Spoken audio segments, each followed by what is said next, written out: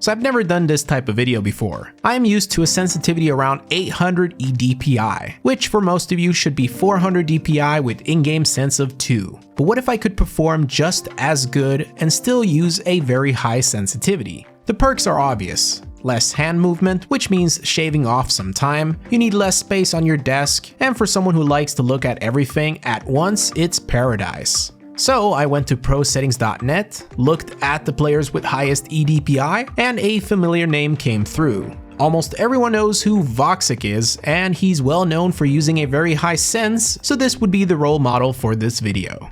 I quickly confirmed his EDPI by going to his Twitch channel, and he actually uses a little bit higher, 2430 EDPI, so that's what I used. Now try to imagine how extreme of a change this is to me, from 800 to 2430. My sensitivity tripled.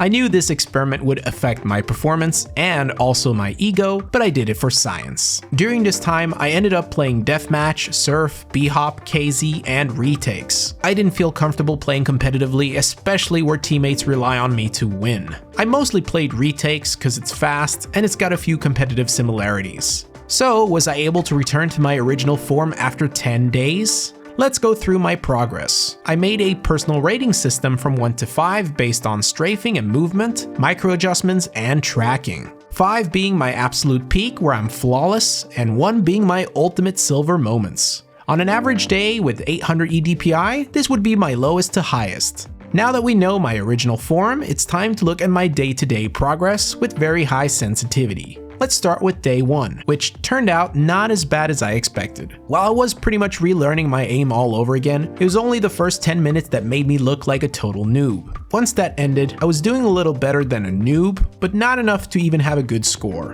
which is totally fine. I mean, I didn't expect to do well in the beginning, but I still got a long way to reach my original form.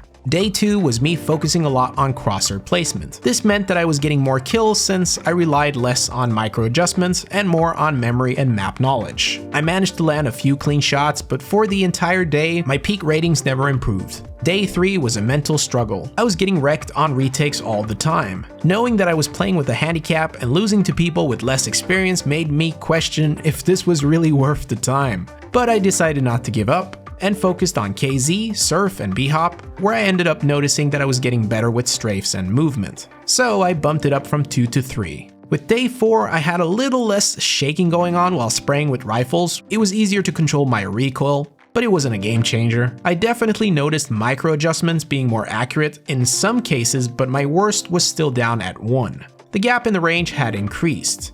Day 5 was refreshing. I had less problems controlling my strafes and my tracking abilities would sometimes be a little sharper. So I rated my lowest up to 2 and increased tracking. Day 6 was really not that exciting. I played different game modes, but I couldn't rate myself higher on any field. Was this the day that I had finally reached my most consistent form with this sensitivity?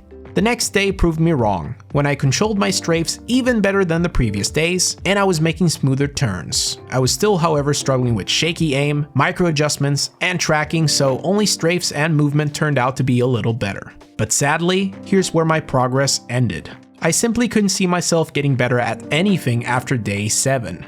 This made the following days so mentally draining. Imagine playing your favorite game with settings that make you worse, where you barely see any improvement, and you keep getting killed by players who you could have won against easily. And the plan was actually to go for a month, but I just couldn't handle it anymore.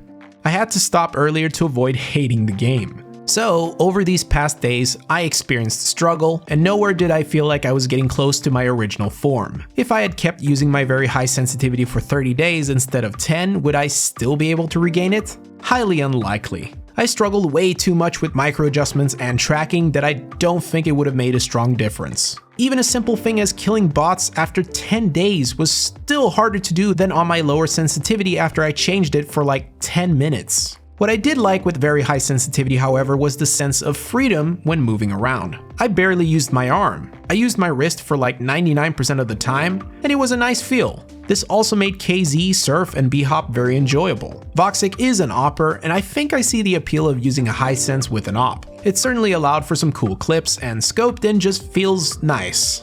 Micro adjustments are not such a big deal with AWP. You only need one good shot, and it doesn't need to be a headshot in order for you to get the kill. While this video may not help you realize if you want to use high sensitivity or not, I was able to learn a lot from this even though I'm going back to 800. The fact that Voxic is able to play on such a high skill with his EDPI is just mind-blowing. Maybe next time I need to use my other hand instead. Thanks for watching. Please like the video to support my content. Stay awesome and go bananas.